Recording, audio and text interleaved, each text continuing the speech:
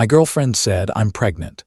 "You can't leave me now," I said, "then we'll confirm it today."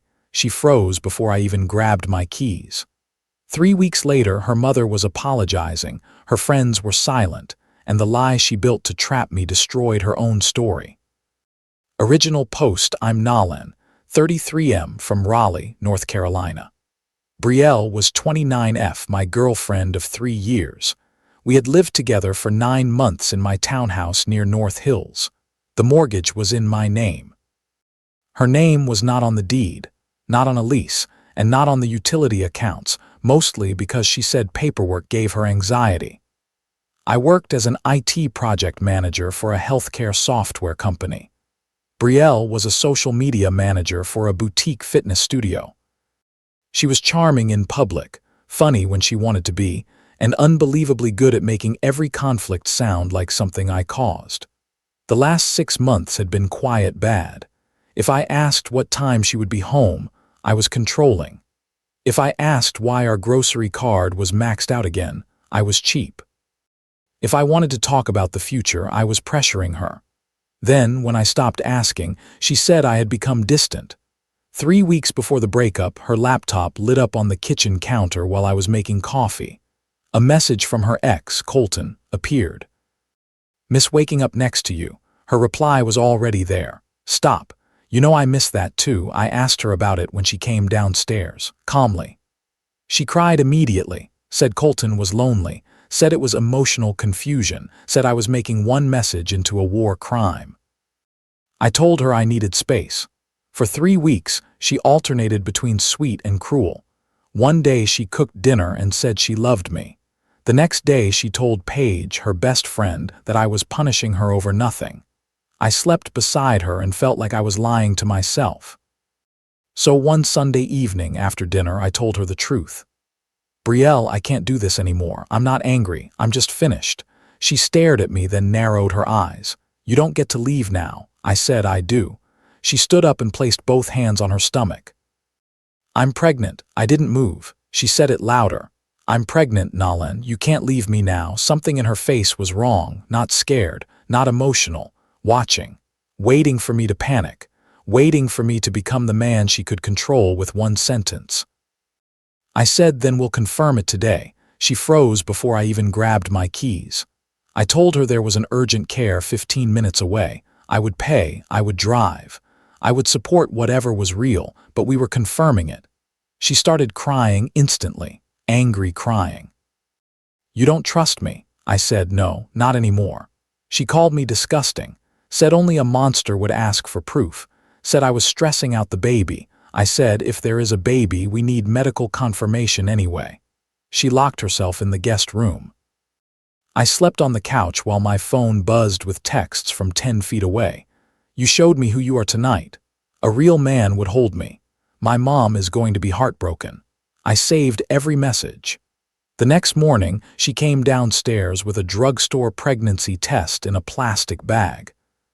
"Positive." She held it up like evidence in court. I asked when she took it. She said last week. I said, "Then we still go confirm it." She said she already had a doctor. I asked which doctor.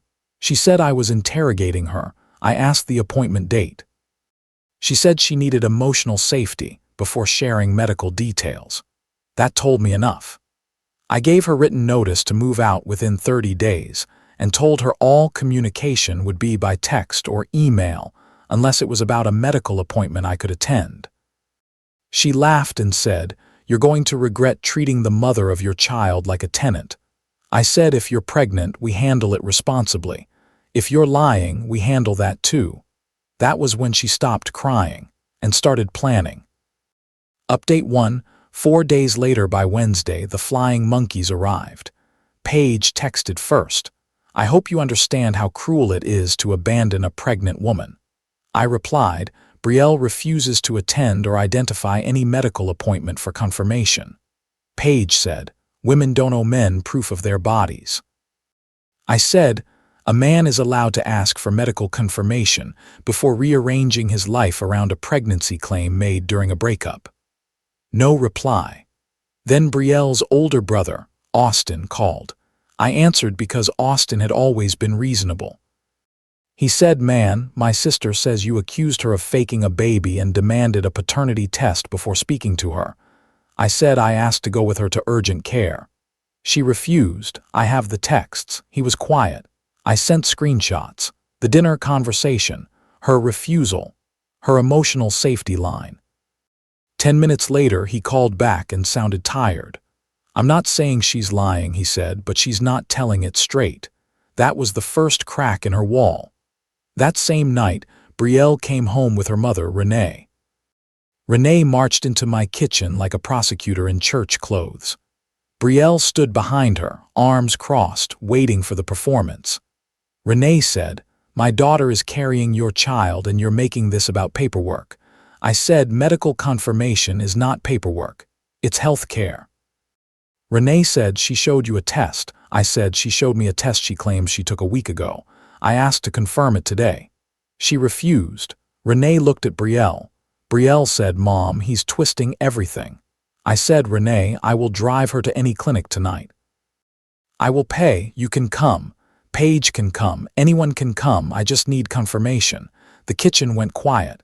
Renee's face did not soften, but it changed. A mother knows when a daughter is avoiding a straight road. Brielle exploded. She said she would not be medically violated to satisfy my ego. She said stress could hurt the baby. Then she said I was dangerous. That word mattered. Dangerous. I opened the front door. "Renee, you are welcome here if we're discussing a real appointment. Otherwise, this conversation is done." After they left, I checked the hallway camera. It caught Brielle in the driveway telling Renee, "I can still fix this if he stops acting like a lawyer." I saved that too. The next day, I paid $300 for a consultation with a family law attorney named Marcus. He told me not to sign anything, not to argue by phone, and not to improvise with housing. If there was a baby, he said, paternity and support could be handled legally. Until then, document everything. Brielle called me cold. I called it learning. Update 2. 2 weeks later at first, she tried guilt. She left baby name websites open on the shared tablet. She placed prenatal vitamins on the kitchen counter with the label facing out. She cried in the bathroom with the door cracked just enough for me to hear. I did not react. Then she tried public shame. She posted a black and white selfie with one line, "Some people show their real face when life gets real." The comments filled in the story she wanted. "Stay strong, mama. He never deserved you. Protect your peace and that baby." A mutual friend, Caleb, sent it to me and said, "She's telling people you threw her out after she got pregnant." I replied, "I gave her written notice after she refused medical confirmation." "That's all." He asked for receipts. I sent 3 screenshots. He replied, "Oh. That is not what she said." That phrase became the theme. Brielle then claimed she had an ultrasound appointment but did not want me there because I made her feel unsafe. I said, "Send the appointment details and I'll wait in the lobby." She said no. I said, "Then send a doctor's note confirming pregnancy with personal information redacted." She said I was controlling her health care. I said, "I'm asking for one verifiable fact." That night, she sent me a blurry ultrasound photo. I reverse image searched it. It appeared on a parenting blog from 2018. I stared at the screen, not angry, not shocked, just finished. I sent her the original blog link and wrote, "Do not send me fake medical images again." She came downstairs 10 seconds later. "You searched my ultrasound." I said, "You stole someone else's ultrasound." She said I was scared. I said, "Of what?" She said, "Of losing you." I said, "You lost me when you used a child as a trap." That was when she slapped me. Not hard enough to injure, hard enough to change everything. I did not touch her. I stepped back and called the non-emergency police line. She screamed over me the entire time. When officers came, she cried and said she was hormonal and terrified. I showed them the fake ultrasound link, the texts, the move-out notice, and told them I wanted the incident documented. They wrote a report, no arrest, but it existed now. The next day, Marcus sent a cease and desist letter, $450. It said communication had to be about move-out logistics or verified medical information. No third-party contact, no false claims. No workplace visits. Brielle responded by showing up at my office. The receptionist messaged me on Teams. There is a woman here saying she is your pregnant fiance.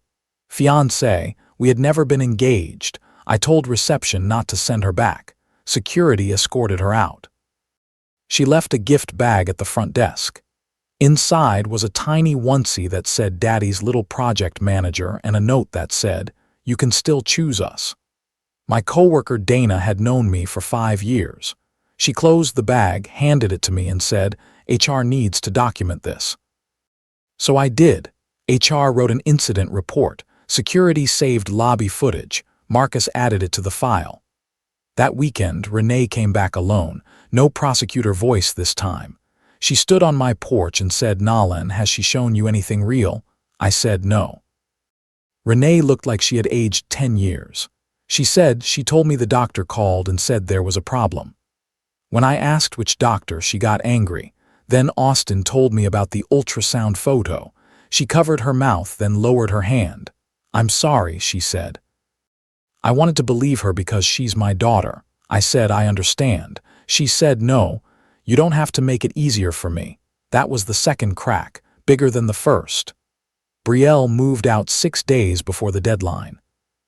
She took clothes and makeup, but left books, kitchen gadgets, wall art, and 3 boxes of random things she probably expected me to beg her to collect.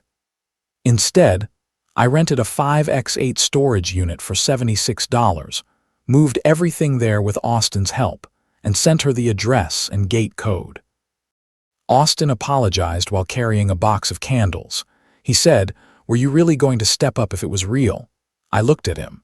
Every single day. He nodded and did not ask again. Update 3, 1 month later, you would think a fake ultrasound and police report would slow someone down. Not Brielle. Her story shifted. Now she was not saying I abandoned her while pregnant. She was saying I bullied her so badly she lost the pregnancy. That one made me sit down. She posted a bed selfie with one hand on her stomach. Some grief has no words.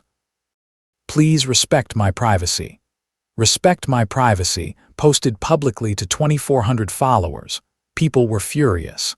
Paige posted a story calling unnamed men emotional criminals. One of Brielle's old coworkers messaged me, "You'll answer for what you did." I sent everything to Marcus. He said, "We are past cease and desist." We filed for a protective order based on harassment, workplace contact, false public accusations, and the documented slap. I did not want court. I wanted silence. But silence was the one thing Brielle refused to give me. While waiting for the hearing, life got better in a way that felt almost rude. I got promoted to senior project manager, a $9,500 raise and 1 extra remote day per week. The townhouse felt empty for 4 days, then peaceful. I repainted the guest room a soft gray because Brielle had turned it into a content filming room with fake vines and a neon sign that said "Good energy only." I threw the sign away. I started running in the mornings again. Then, I reconnected with Harper from a local running group. She was 34, worked in occupational therapy, and had the calmest laugh I had ever heard.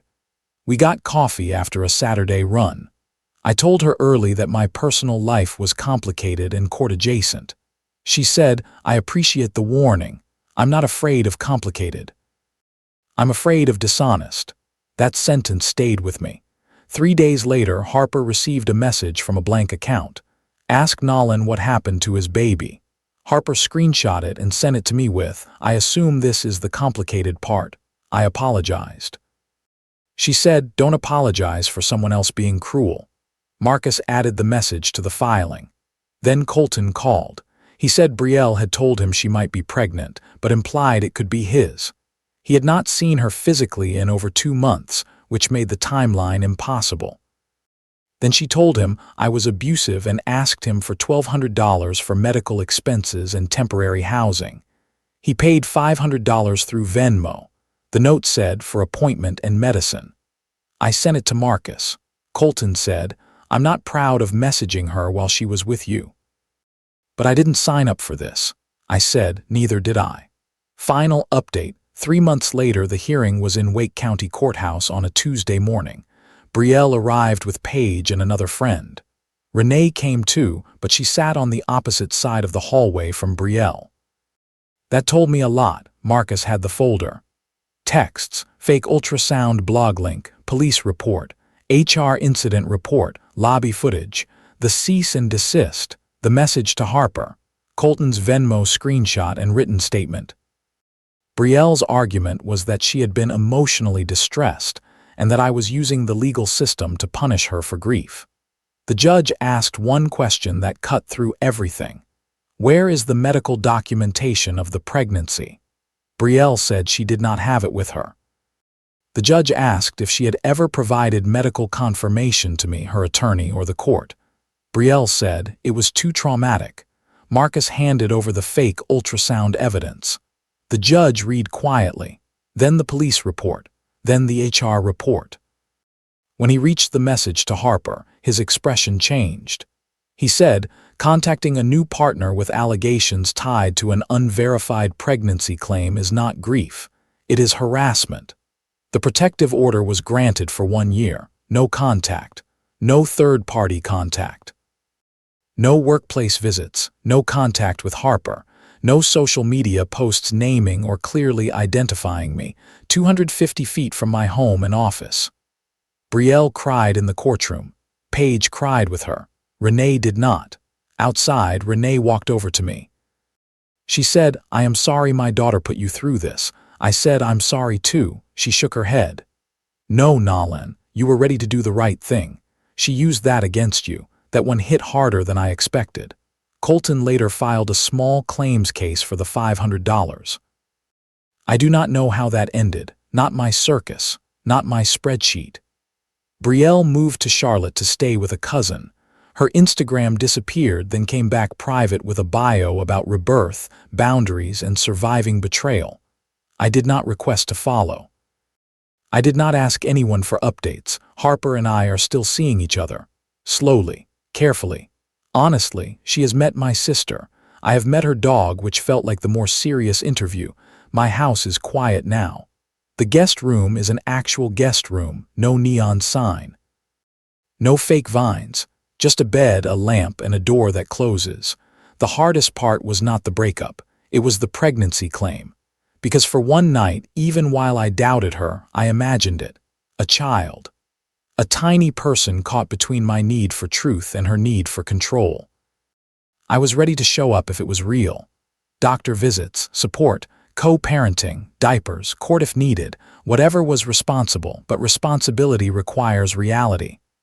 Brielle did not want a baby with me. She wanted a leash. She wanted one word, pregnant, to erase betrayal, stop consequences, and turn my boundary into cruelty. She thought the possibility of fatherhood would make me abandon proof, abandon peace, abandon myself. It almost worked. Then I remembered something simple. Love does not require you to ignore facts. Compassion does not require you to accept manipulation. And if someone uses your willingness to do the right thing as a weapon against you, the right thing changes. Sometimes the right thing is not staying. Sometimes it is documenting, walking away, and letting the truth survive longer than the performance. If this story hit close to home, comment whether you've faced something similar or what your opinion is. Please subscribe, like, and share this video so more people can hear stories like this.